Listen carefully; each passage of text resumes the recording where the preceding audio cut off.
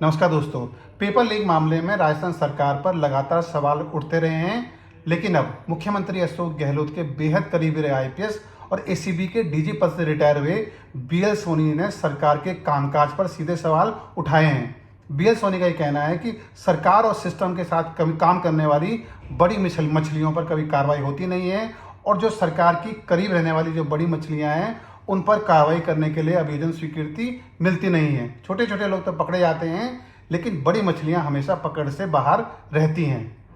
BL Soni जब से retire हुए हैं वो लगातार उनके भीतर हमें एक अलग तरह का गुस्सा दिखता है और वे लगातार ये कहते रहे हैं कि पेपर लीक जो राजस्थान में एक बड़ा मुद्दा है, जिस तरीके से राजस्थान में पेपर लीक हो रहे हैं और जिस तरीके से पेपर लीक कराए जा रहे हैं वो राजस्थान के युवाओं को दिमाग की तरह चाट रहा है।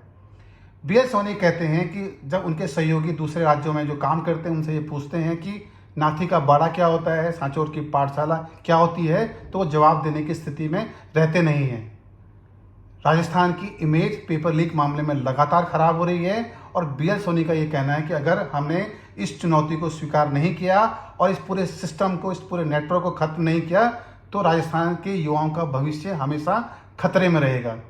उनके ही बयानों पर अलग अलग तरह के लोगों की राय है। कुछ लोगों का ये कहना है क्योंकि अब वो रिटायर हो गए हैं इसलिए वो ऐसी बातें कर रहे हैं, चुनाव लड़ना चाहते हैं, और कुछ लोगों को तो ये भी कहना है क्योंकि वे डीजीपी के पद के दौर में सबसे आगे थे, मुख्यमंत्री अशोक गहलोत के करीबी भी थे, लेकिन फिर भी डीजीपी नहीं बन पाए। उनके भीतर यह भी गुस्सा है और रिटायरमेंट के बाद वो इस गुस्से को इस तरीके से बाहर निकाल रहे हैं। कुछ लोगों का ये कहना है कि वे चुनाव लड़ना चाहते हैं, बीजेपी के टिकट पर चुनाव लड़ना चाहते हैं, इसलिए वे सिस्टम को कोस रहे हैं और सिस्टम के दायरों को इस तरीके से खोलने की कोशिश भी कर रहे हैं।